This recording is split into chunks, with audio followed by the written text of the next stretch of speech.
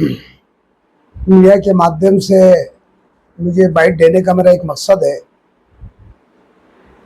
कई दिनों से मैं कुछ बाइट के ऊपर अलग तरह तरह की बातें सुनने में आ रही है। इससे कुछ दिन पहले यानी 4-5 दिन पहले एक मुफ्ती साहब का एक बयान आया, क्या गुलिस्ता खासदार ने कुछ काम नहीं किया, इससे बेहतर है कि किसी और को वोट दिया जाए।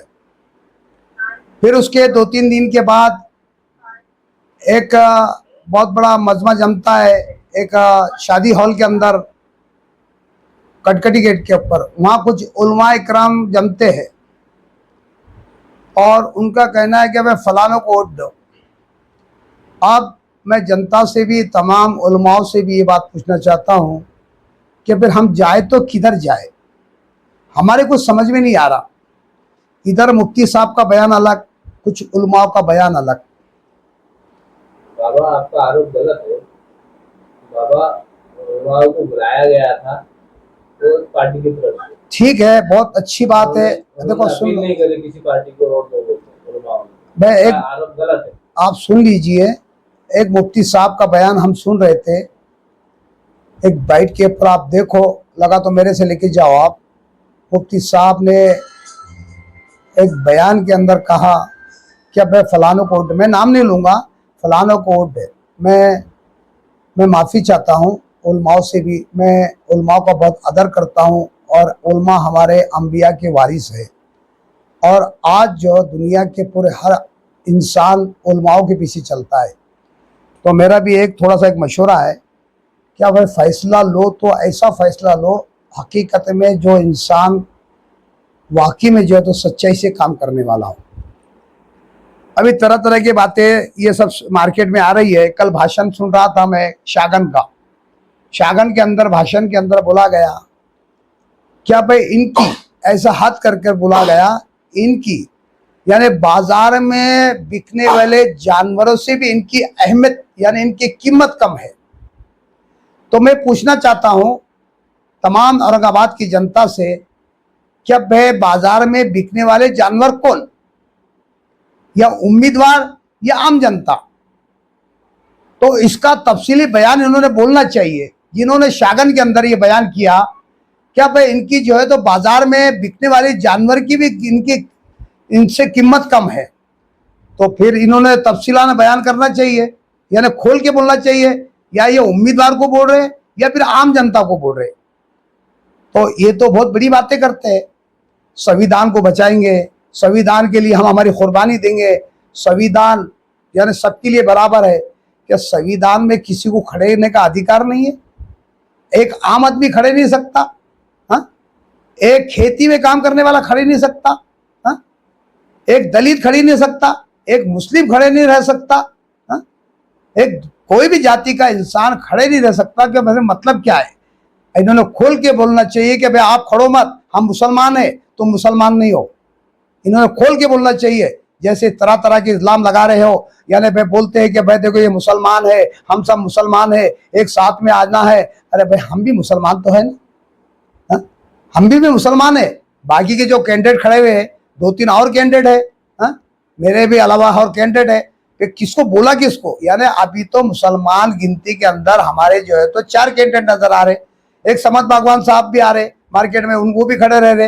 हाँ, एक आजिम इनकलाब है, वो भी खड़े रह रहे। एक हमारे अफसर खान साहब, वो भी खड़े रह रहे। एक मैं भी एक कैंडिडेट हूँ, अल्हम्दुलिल्लाह मैं भी खड़े रह रहा हूँ। तो भाई जानवर जो है, बाजार में बिकने वाले जानवर कौन, ये तफसील उन्होंने बोलना चाहिए, इसका उन्होंने खुलासा देना चाहिए। नहीं तो जाहिर माफी मांगना चाहिए कि भाई मैंने बोला तो किसको बोला। तो ये बात मार्केट में बहुत ज्यादा चर्चे में चल रही है। भाई जानवर ये फला फला के तरह तरह की बातें हो रही है, यानी औकात गिनी जा रही है, इनकी हैसियत गिनी जा रही है। हाँ, इनकी हमारे सामने औकात क्या है, ये कहीं भी नहीं टिकेंगे। साहब, आपकी भी जब इलेक्शन में आप खड़े थे तो आप क्या थे? अपने आप को देखो, आप क्या थे?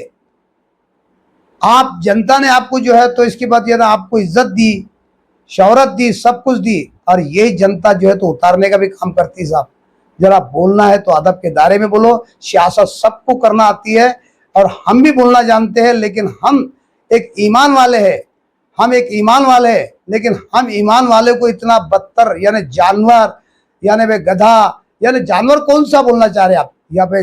बड़ा यानी वे जो गलत जानवर है या कुत्ता है या गधा है, आप खोल के बोलिए ना भाई, कौन सा जानवर है? कम से कम आप बाइट यानी भाई मीडिया यानी भाई आप स्टेट पे बोल रहे हैं जानवर, तो जानवर भी खोल के बोलिए। और बोल रहे कि इसको ये खुलेआम बोलिए। तो तरह तरह के नेता के बात सामने आ रही है, बैठ के अंदर सुनने को आ रहे। कल हमने खैरे साहब का भी एक भाषण सुना, बड़ा अजीब लगा हमको खैरे साहब का भी भाषण।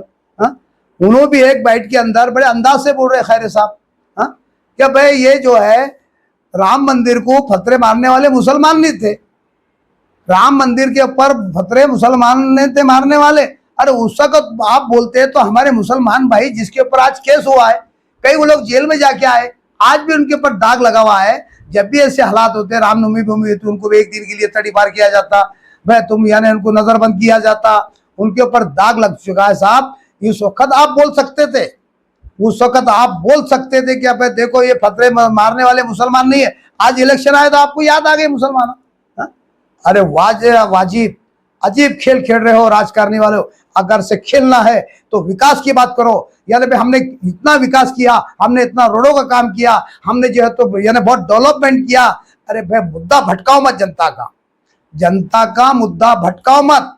अगर से तुम्हारे अंदर दम है तो विकास की बात करो, वाकई में जनता समझेगी तुमने विकास क्या करे, रोडों का काम क्या करे, पानी का डेवलपमेंट नहीं। अरे रमजान के महीने में हमारे मुसलमानों को पानी नहीं मिला, कई टेनिस बहते रहे, कोई नेता देखने को तैयार नहीं, कोई नेता देखने को तैयार नहीं है। आपने मशगूलियत में लगे हुए।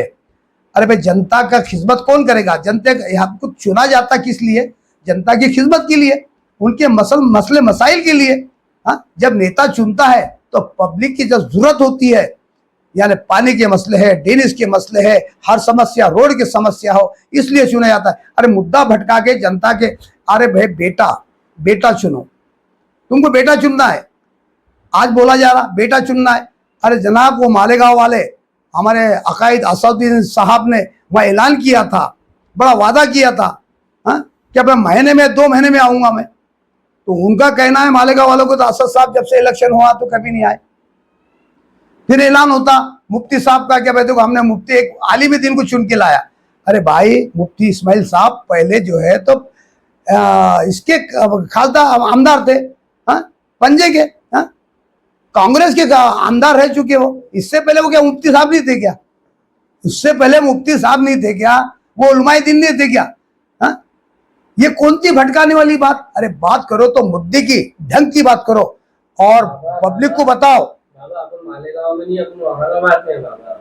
अरे भाई मालेगांव के, लेकिन आप जनता को महाराष्ट्र की, मैं महाराष्ट्र की बात कर रहा हूँ, मैं महाराष्ट्र की बात कर रहा हूँ। महाराष्ट्र साहब हकीकत जनता को बताना है, बात हकीकत जनता को बताना है। जनता के भी समझ में आएगा कि भैया वादा कितना करते हैं, वादा खिलाफी कितना करते हैं। जब जनता को समझ में आएगा, ये बोलते कुछ और करते कुछ, गुमराह करने वाले काम मत करो साहब। अगर से तुमने विकास किया होगा और मुद्दे के जरिए तुमने रोडों का भी काम किया होगा। जनाब कई लोगों का देखो, नागापुर पिशोर के अंदर नईम काजी वहां के एक नामचीन शख्सियत है, जिसने जो अपने लाखों रुपए जो है तो इसके ऊपर जो तो उन्होंने खर्चा किए थे पीछे गुलिस्ता जो आने वाले लोकसभा के यानी खासदार के लिए, आज भी वो खून के आंसू रोते हैं। उनका कहना है कि मेरे नागापुर पिशोर के अंदर, आतराब के अंदर, कुंजखेड़े के अंदर, इस पर आकर आप देख लो। मुझे कई बार उनके फोन आए। नईम काजी एक वो शख्सियत है, नईम काजी की बात कर रहा हूँ, बहुत जानी मानी शख्सियत है और 25 खेड़े उसकी इज्जत करते हैं, 25 खेड़े इज्जत करते हैं। मुझे कहा उन्हें साहब खान साहब एक बार दौरा करो, आपकी समझ में आएगा कि हमारा विकास कितना हुआ। तो जनता तुम्हारे से नाराज है साहब, और मैं वादा करता हूँ, ये जनता को वादा कर रहा हूँ और दिल की गहराई से बोल रहा हूँ, आपका वो विकास करूंगा किसने 25 साल नहीं, हमको कम से कम तुमने मरने के बाद हजारों साल तक याद करना, वो विकास करके जाऊंगा अल्हम्दुलिल्लाह। मैं आने वाला इंशाअल्लाह लोकसभा का इलेक्शन बड़े धूम से लड़ने वाला हूँ और अल्हम्दुलिल्लाह जनता मेरे साथ में है और मुझे उम्मीद है जनता से और मेरे मुसलमान भाइयों से, मैं हमेशा उनके साथ में रहूंगा। हर वक्त के लिए, हर वक्त आवाज लगाएंगे इंशाअल्लाह, चाहे आधी रात हो दो, चाहे वक्त कोई भी हो दो, कोई भी वक्त, मैं 24 घंटे उनके लिए खड़े रहूंगा और उनकी हर समस्या सॉल्व करूंगा। आज रामनवमी है, गुलिस्ता साल मुसलमानों के ऊपर 1 साल हो चुका है। आज वो याद हमेशा याद रहेंगी। कई मुसलमानों ने जेल काट कर आया है, कई मुसलमान जेल में गए, और आज खैरे साहब कहते हैं कि मुसलमान फतरे मारने वाला नहीं है, फतरे उन्होंने नहीं मारे। और इधर से दूसरा खासदार कहता है कि तुमने अपने हाथों से, आप अपने हाथों से गुनहगार बन गए हो। क्या समझना चाहिए आज?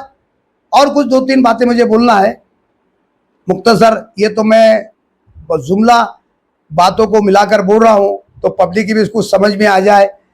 साहब 1987 के अंदर जब डिक्लेयर हुआ बाला साहब ठाकरे ने जो तो इसके ऐलान किया था, संभाजी नगर, मैं जब अगर से मेरी सत्ता आती है तो मैं औरंगाबाद का नाम संभाजी नगर रखूंगा, औरंगाबाद का नाम संभाजी नगर रखूंगा। कई साल बीत गए, आज लगाओ 1987 से लेके तो 2024 तक कितने बरस हो चुके? तकरीबन 40 साल हो रहे साहब, तकरीबन आगे पीछे। लेकिन 40 साल में कभी नाम नहीं बदला। आप बदल गया? क्यों बदला? बताओ क्यों बदला भाई, क्यों बदला? इसकी वजह क्या है? इसके पीछे क्या राज है, क्या कारण है? जब 40 साल जब सत्ता होने के बावजूद भी कई लोग लटक गए, लेकिन औरंगाबाद का नाम नहीं बदला। हाँ, बदल गया साहब। बड़ा अफसोस होता है, बड़ा अफसोस होता है, दिल के अंदर चोट लगती है। क्या हमने करना चाहिए? आज मैं बोलना चाहता हूं, आज हमको कम से कम, मैं बोलता हूं, अगर से हमको मुसलमानों को सही रहबर मिल जाएगा तो मुसलमानों के अल्हम्दुलिल्लाह ऐसा उम्मीद है मेरे को, कई मुसलमानों के आमदार, खासदार और बड़े बड़े नेता मुसलमानों के रहेंगे। लेकिन असल में हमको सही नेता मिलना चाहिए, सही मायने में हमको नेता मिलना चाहिए। आज हमको नेता सही नहीं मिला, हमको हमारा रहबर सही नहीं मिला, तो मेरा एक अंदर से एक दिल गहराई से कहता है कि जिस दिन में हमको सही नेता मिल जाएगा तो अल्हम्दुलिल्लाह कहीं आमदार, कहीं खासदार, हो सकता है अल्हम्दुलिल्लाह हमारा पंत प्रधान भी हो सकता है। हाँ, क्या इसकी वजह क्या है? तो मेरी तमाम जनता से अपील है, सही नेता को चुना जाए, जो आपकी जो तो तड़प को देखने वाला हो, आपके विकास को देखने वाला हो, आपकी हर मुद्दे पे खड़ा होने वाला हो।